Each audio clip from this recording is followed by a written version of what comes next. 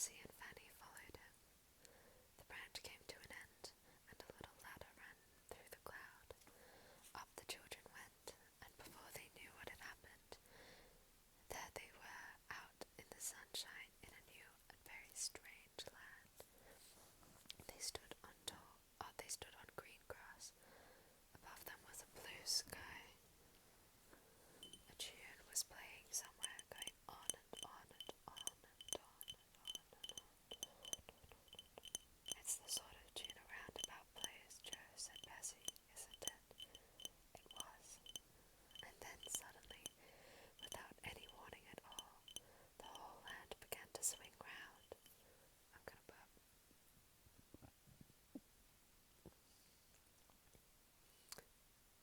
Okay. To swing round, the children almost fell over. So suddenly did the swing round begin.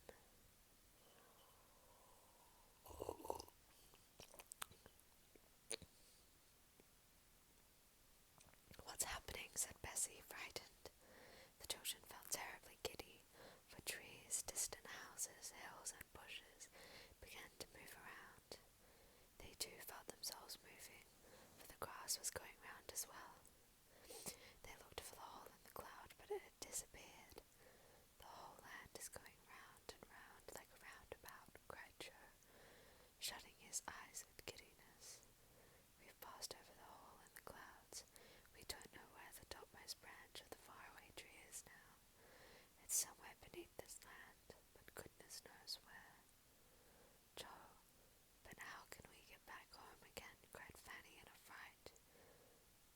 I never understand why people in magical little stories like this, whenever they get somewhere magical, they're like, oh, time to go home. Anyways, we'll have to ask someone for help, said Joe. The three began to walk away from the patch of green field in which they were standing. Bessie noticed that they had been standing on a ring of grass that seemed darker than the grass around. She wondered why it was, but she had no time to say anything, for really it was dreadfully difficult to walk properly in a land that was going round and round like a proper roundabout all the time.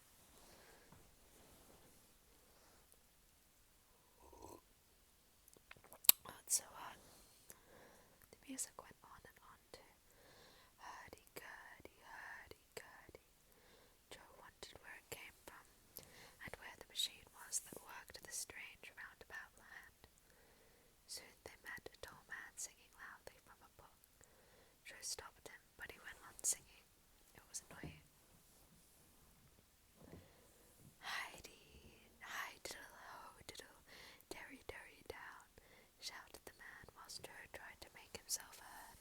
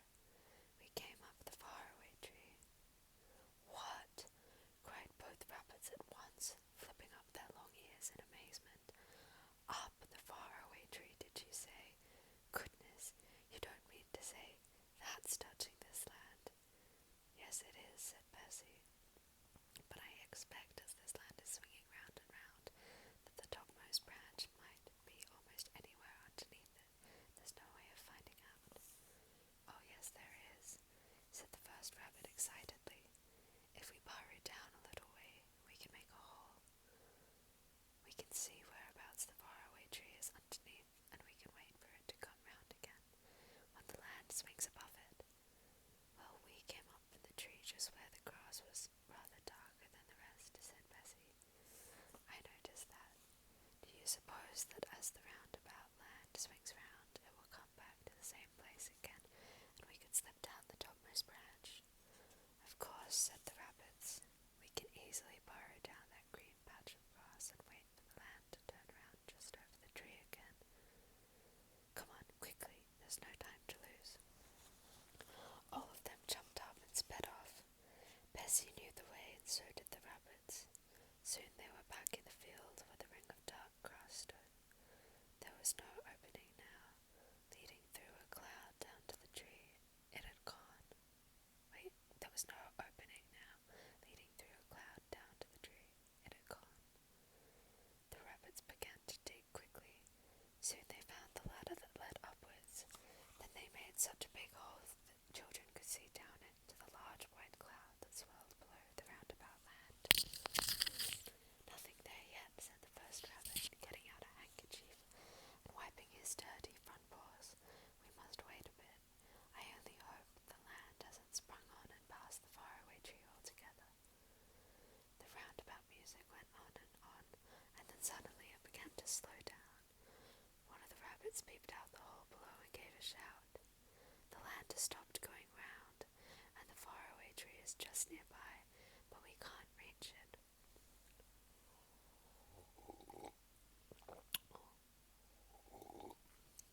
It's so weak now, my tea.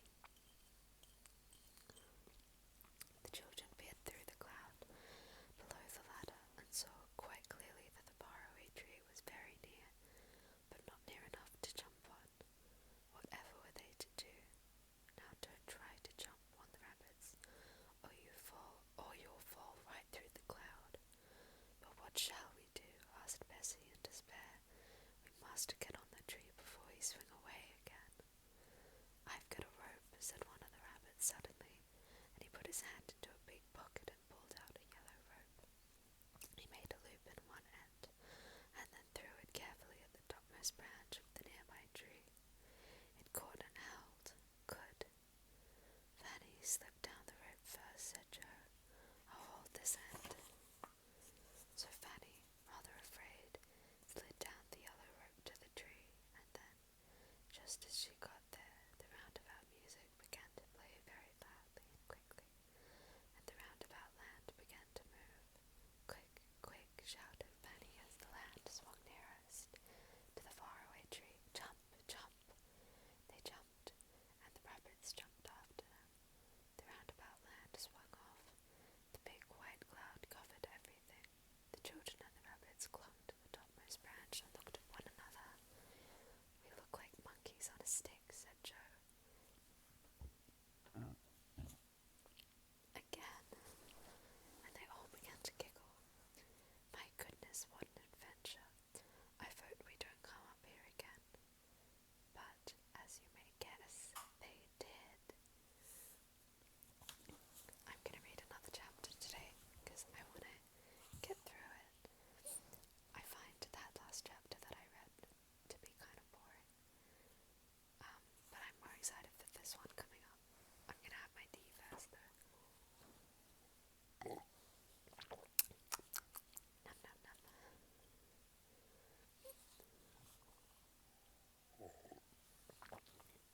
Kind of uncomfortable. This chapter is called Moonface and the Slippery Slip.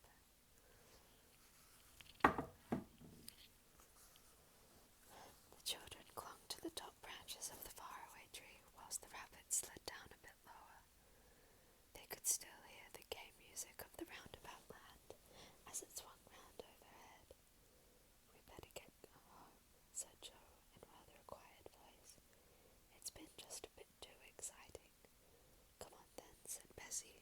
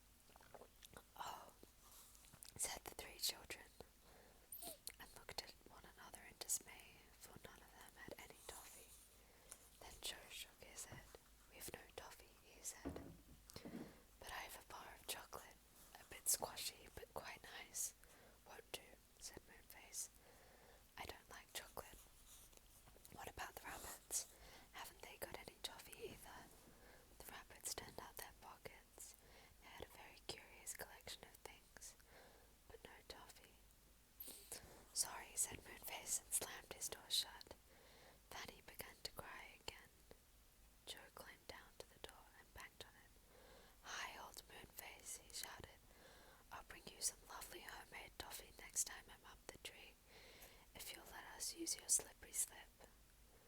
The door flew open again and Moonface beamed out. Why didn't you say so before? He asked. Come in. One by one, the rabbits and the children climbed down to the door and went in. Moonface's house in the tree was very peculiar. It was one round room, and in the middle of it was the beginning of the slippery slip that ran down the whole trunk of the tree, winding round and round like a spiral staircase. Round the top of the slide was a curved bed, a curved table, and two curved chairs, made to fit the roundness of the tree trunk. The children were astonished, and wished they had had time to stay for a while, but Moonface pushed them towards the slide. You want a cushion each, he said. Hi, you rabbit, take the top one and go first. One of the rabbits took an orange cushion and set it at the top of the slide. He sat down on it, looking a little nervous. Go on, hurry up, said Moonface. You don't want to stay all night, do you? He gave the rabbit a hard push, and the rabbit slid down the slippery slip at a tremendous pace, his whiskers and ears blown backwards. Joe thought it looked a lovely thing to do. He went next. He took a blue cushion, sat it on top of the slide, and pushed off. Down he went on his cushion, his hair streaming backwards. Round and round and round went the slippery slip inside the enormous trunk of the old tree. It was quite dark and silent, and lasted a very long time, for the faraway tree was tremendously tall. Joe enjoyed every second. When he came to the bottom, his feet touched a sort of trapdoor in the trunk at the foot, and the trap flew open. Joe shot out and landed on a big tuft of green moss, which was grown there to make a soft landing place. He sat there out of breath. Then he got up quickly, for he didn't want Bessie or Fanny landing on top of him. Bessie went next. She flew down on a fat pink cushion, gasping for breath, for she went so fast. Then Fanny went on a green cushion, then the other rabbit. One by one they shot out of the strange little trapdoor, which closed itself tightly as soon as the slider had gone through. They all sat on the ground, getting their breath and laughing, for it really was funny to shoot down inside a tree on a cushion. The rabbits stood up first. We'd better be going, they said, so pleased to have met you. They disappeared down the nearest burrow, and the children waved goodbye. Then Joe stood up. Come on, he said, we really must get home. Goodness knows what the time is. Oh, what a lovely way of getting down the faraway tree that was, said Bessie, jumping to her feet. It was so quick. I loved it, said Fanny. I'd like to climb the tree every single day, just so that I could slide down that glorious slippery slip. I say, what do we do with the cushions? At that moment a red squirrel dressed in an old jersey came out of a hole in the trunk. Cushions, please, he said. The children gathered them up and handed them to the squirrel one by one. They were getting quite used to hearing animals talk to them now. Are you going to carry all these cushions up the tree to Moonface? Asked Fanny in wonder. The squirrel laughed. Of course not, he said. Moonface lets down a rope for them. Look, here it comes. A rope came slipping down between the branches.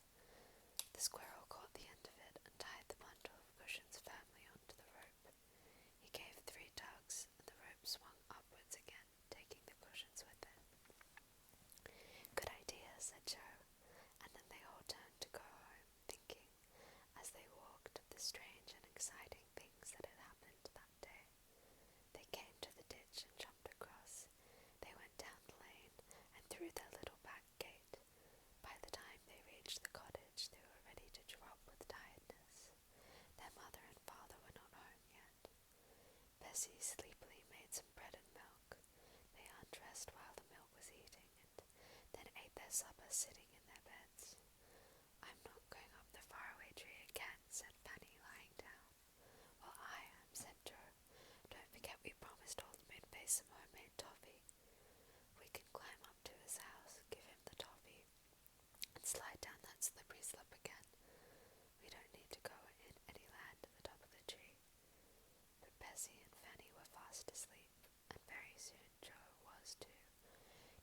the strange